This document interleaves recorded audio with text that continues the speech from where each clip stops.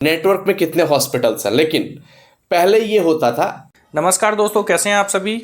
आपका स्वागत है आपके अपने जी मोटिवेशनल यूट्यूब चैनल पर। आज ये वीडियो बहुत ही खास होने वाला है क्योंकि आज बहुत ही महत्वपूर्ण विषय पर चर्चा करेंगे, जो कि हेल्थ इंश्योरेंस के बारे में आज चर्चा करेंगे। आज हमारे बीच में आपके अपने चैनल पर, जी मोटिवेशनल चैनल पर, शुभम राय जी का स्वागत है और उत्तम कुमार जी का स्वागत है। ये आज आपको डिस्कस करके आपको बताएंगे कि हेल्थ इंश्योरेंस लाइफ में कितना ज़रूरी है, क्यों लेना चाहिए।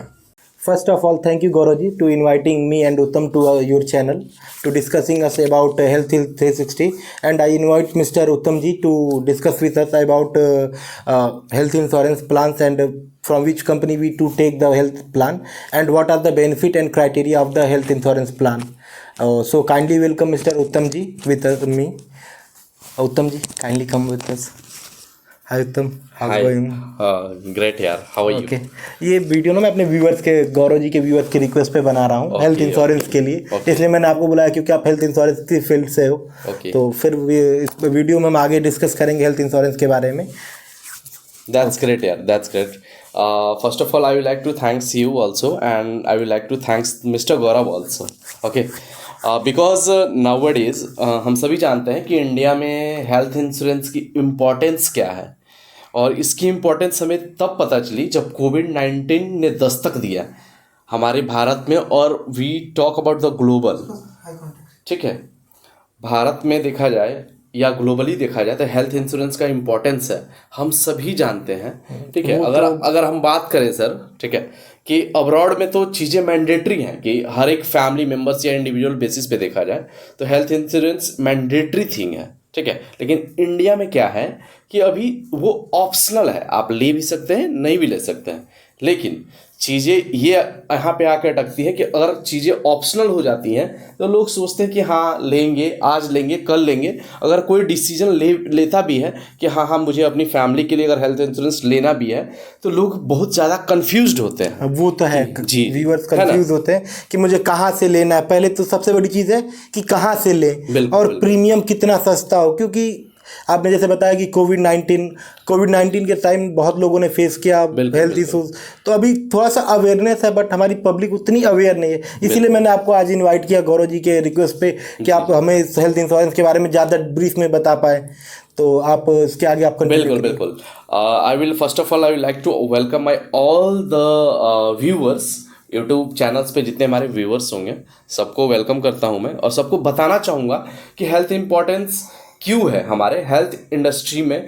सबसे बड़ी चीज़ ये होती है कि हम अगर हेल्थ इंश्योरेंस ले रहे हैं भारत में तो उसका इम्पोर्टेंस क्या है और प्रीमियम हमें कितना पे करना चाहिए। क्योंकि हम सभी जानते हैं 90% जनता वैसी है कि जो हायर प्रीमियम पे नहीं कर सकते हैं। लेकिन मैं बेसिकली सजेस्ट करना चाहूँगा इंडियन कस्टमर्स को जो हेल्थ इंश्योरेंस के बारे में सोच रहे हैं, तो मैं सजेस्ट करूंगा कि कम से कम एक छोटी भी पॉलिसी लेके रखें, लेकिन ज़रूर रखें। ऐसा ना हो कि पॉलिसी ना हो, क्योंकि एट द टाइम मान लो हम एक अपनी पॉकेट मनी सेव कर रहे हैं या सेविंग कर रहे हैं अपने अर्निंग से, तो जो अमाउंट सेव कर रहे हैं, भगवान ना करे कल के डेट में कोई भी मिस हैपनिंग होती है, कोई भी अनसर्टेनिटी होती है, मेडिकल कंडीशन आता है, तो जो भी हम अमाउंट अर्न कर रहे हैं, सेव कर रहे हैं, भगवान ना करे कल के टाइम पे कोई भी मेडिकल इमरजेंसी आएगी ना, तो हमारे साल की जो अर्निंग होती है ना, एक मेडिकल में इमरजेंसी में चली जाती है, तो जो हम सेव कर रहे हैं, राइट। हाँ, वो सारी सेविंग एक बार में जीरो हो जाती है, फिर आप जीरो से स्टार्ट करते हो। बिल्कुल बट हेल्थ इंश्योरेंस ले रखते हो, वही पॉइंट है, तो आपका आगे चलता है। कंटिन्यू समझाना चाहता हूँ कि हेल्थ इंश्योरेंस क्यों इंपॉर्टेंट है और एक छोटी सी पॉलिसी रखना क्यों इंपॉर्टेंट है, ठीक है। क्योंकि कल के टाइम पे कोई भी मेडिकल इन्फ्लेशन आ जाता है, क्योंकि हम सभी जानते हैं कि महंगाई दर बढ़ना ही बढ़ना है, घटना तो है नहीं, है ना। वो तो है। प्रायर बात करें, पिछले साल की रिपोर्ट्स की बात करें 2023 की, तो पिछले साल का जो मेडिकल इन्फ्लेशन रेट था 11% का था, लेकिन आज के टाइम पे 17% हो चुका है। मतलब कि 6% इंक्रीज ही हो चुका है, घटा नहीं है, इतना घटेगा, इतना है, ठीक है। और हम सभी काफ़ी ज़्यादा, क्योंकि मैं अगर कोविड-19 की बात करें ना, तो उस समय पे 4% था और आज के टाइम पे 17% है, ठीक है। इन्फ्लेशन रेट और अच्छा है, इन्फ्लेशन रेट बढ़ेगा ही बढ़ेगा, घटेगा नहीं। तो मैं सभी व्यूवर्स को सजेस्ट करना चाहता हूं कि हम देखिए हम सभी जानते हैं कि हम छोटी से छोटी अमाउंट को सेव करते हैं, अपनी सेविंग अकाउंट में सेव करते हैं, लेकिन कल के टाइम पे कोई भी मेडिकल इमरजेंसी आती है तो हमें अपनी सेविंग को ही उसमें यूज करना है, या तो अगर हमारे पास नहीं भी है ना तो हम किसी से कर्ज लेके, बोरो करके या लोन लेके अपने फैमिली का ट्रीटमेंट करेंगे जब तक वो अलाइव है। डू नॉट माइंड, बट जब तक जीवित है ना हम अपने परिवार को छोड़ नहीं सकते हैं, राइट। अगर आप मुझसे मोटिवेटेड हैं, कंसर्न है इस पॉइंट से, तो प्लीज़ लाइक करिएगा और फॉलो करिएगा इस वीडियो को। मैं आगे कुछ और ऐसी चीज़ें बताने वाला हूं आप लोगों को जो कि आप लोगों के लिए लाइफ में एक बहुत बड़ा इनिशिएटिव होगा आपके फैमिली के लिए। और कहीं ना कहीं भगवान ना करे कल के टाइम पे कोई भी मेडिकल इमरजेंसी आती है ना तो आपको, आपके परिवार कहीं ना कहीं आपको अप्रिसिएट ही करेंगे कि मेरे बेटे ने, मेरे फादर ने वो स्टेप ले रखा है, मुझे फिक्र करने की ज़रूरत नहीं है। कल के टाइम पे कोई भी मेडिकल इमरजेंसी आती है तो वी आर रिलैक्स्ड, क्योंकि उस टाइम पे कोई भी मेडिकल इमरजेंसी आती है ना तो उस टाइम पे ना, ठीक है, हम लोग तो टेंस्ड होते हैं ना कि अपनी फैमिली को कैसे ट्रीटमेंट होगा, कहाँ होगा, ठीक होगा, नहीं होगा। लेकिन दूसरा थिंग वो होता है, दूसरी चीज़ वो होती है कि अगर हमें पे करना है ना तो फिनेंशियल बर्डन भी हमारे पास ही होता है, किसी और के पास नहीं होता। उत्तम जी, वो मैंने मतलब मैंने खुद का ये फेस किया कि पहले मैंने नहीं ले रखा था, बट मैंने अभी तो 2-4 साल पहले से, क्योंकि मैंने भी ऐसा सिचुएशन फेस किया था, बिल्कुल। तो मुझे इम्पोर्टेंस तो पता है। इसीलिए मैंने गौरव जी की रिक्वेस्ट पे आपको बेसिकली बुलाया कि आप हेल्थ इंश्योरेंस के बारे में, क्योंकि आप तो उस फील्ड से ही हो। बिल्कुल। और मैं, हमारे व्यूअर्स ये भी जानना चाहते हैं ना कि हाँ जी, कितनी कंपनियां हैं और कैशलेस पॉलिसी के बारे में कुछ ये आप बता सकते हैं इनको, तो बताइए जरूर। बिल्कुल। देखिए, मैं ना एकदम बेसिकली जाना चाहूँगा, बेसिकली मतलब कि जो नहीं भी जानता है ना हेल्थ इंश्योरेंस के बारे में, उनके लिए मैं ये सजेस्ट करना चाहूँगा कि कभी भी ना किसी भी चीज़ के लिए अगर आपको हेल्थ इंश्योरेंस लेना है ना फैमिली के लिए, तो 3 चीज़ों का ध्यान रखना है कि हमें अपने फैमिली के लिए कल के टाइम पे कोई भी मेडिकल इमरजेंसी आती है तो आपके और आपके परिवार के ऊपर कोई फाइनेंशियल बर्डन ना आए। उसके लिए क्या करना है, हमें 3 चीज़ों पे फोकस करना है कि जो हम पॉलिसी चूज कर रहे हैं। फर्स्ट पॉइंट कि जो कंपनी हम चूज करेंगे, क्योंकि जो कंपनी चूज करेंगे उसके बाद ही प्लान हम चूज कर सकते हैं, राइट। तो जो कंपनी हम चूज कर रहे हैं उसमें हमें देखना है कि उस कंपनी का क्लेम सेटलमेंट रेशियो कितना है, राइट। जिस कंपनी का claim settlement ratio more than 98% है, राइट, उसका क्लेम सेटलमेंट बहुत ही अच्छा माना जाता है, राइट। भारत में हम सभी जानते हैं जैसे कि बैंकिंग सेक्टर को रन करने के लिए आरबीआई के गाइडलाइंस पे सारी बैंक्स रन करते हैं, राइट। उसी प्रकार से भारत में जितने भी मोर देन 33 कंपनीज हैं जो हेल्थ इंडस्ट्री में रन करते हैं, ठीक है, more than 33 companies.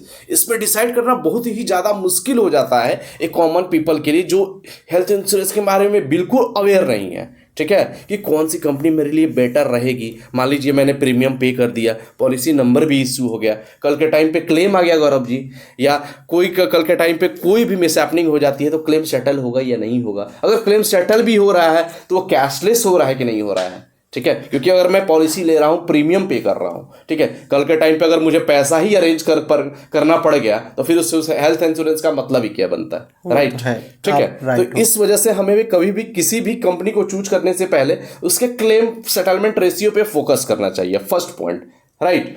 The company which we are choosing we should always focus on the claim settlement ratio. उसके बाद हम देखेंगे कि जो कंपनी हम चूज कर रहे हैं उसमें कैशलेस कितना है, ठीक है, कैशलेस है, पैन इंडिया में कैशलेस होना चाहिए। ऐसा नहीं कि मैं जिस पर्टिकुलर एरिया में रह रहा हूँ उसी का कैशलेस होना चाहिए, क्योंकि हो सकता है ना कि कल के टाइम पे कोई भी क्रिटिकल इलनेस आपको डायग्नोस हो गया, कैंसर, गॉड फॉरबिड, भगवान ना करे ऐसा हो कि अगर आपको कैंसर डिटेक्ट हो गया और किसी डॉक्टर ने रिकमेंड किया जाए कि आपको जाना है करोल बाग दिल्ली में, ठीक है, BLK मैक्स में ट्रीटमेंट लेना है, वहाँ का पैकेज ही 45 लाख रुपीज से स्टार्ट होता है और वहाँ पे आपको पता चले कि कोई को पेमेंट लगा हुआ है। तो इसीलिए सेकंड पॉइंट ये है कि जो पॉलिसी हम चूज कर रहे हैं ना उसमें किसी भी प्रकार का कोई को पेमेंट नहीं होना चाहिए। मतलब कि जो मैं पॉलिसी ले रहा हूँ 100% अमाउंट जो होना चाहिए वो कंपनी के द्वारा पेड होना चाहिए, ना कि मेरे द्वारा, राइट। और गौरव जी, उत्तम जी, बेसिकली कस्टमर्स का ये भी कंसर्न रहता है कि ये कैशलेस, मतलब वो कैसे चेक कर सकते हैं कि कौन सा हॉस्पिटल कैशलेस है,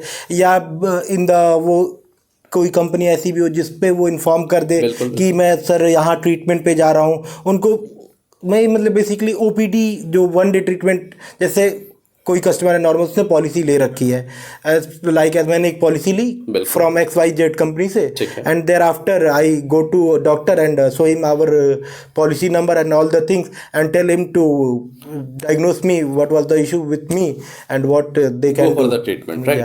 ठीक है, देखिए कभी भी ना हमें कोई भी चीज़ ना, आज के टाइम पे हम सभी लोग जानते हैं कि हम लोग डिजिटल प्लेटफॉर्म पे, इंडिया भी मैक्सिमम डिजिटल हो गई है, राइट।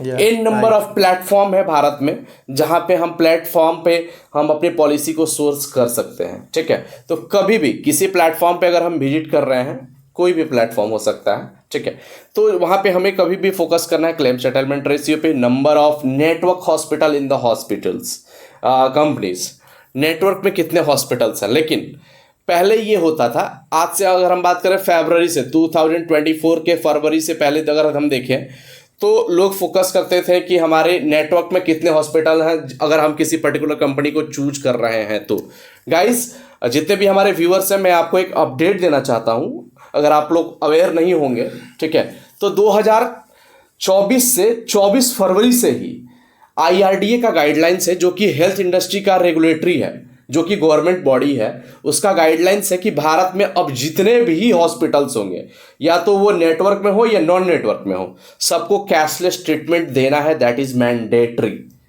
इसलिए पहला पॉइंट आप लोग का खत्म हो जा रहा है कि आपको बॉदर ही नहीं करना है कि कौन हॉस्पिटल्स नेटवर्क में है, कौन हॉस्पिटल नेटवर्क में नहीं है। बस हमें यह देखना है कि कौन सा हॉस्पिटल ब्लैक लिस्टेड है, दैट्स इट।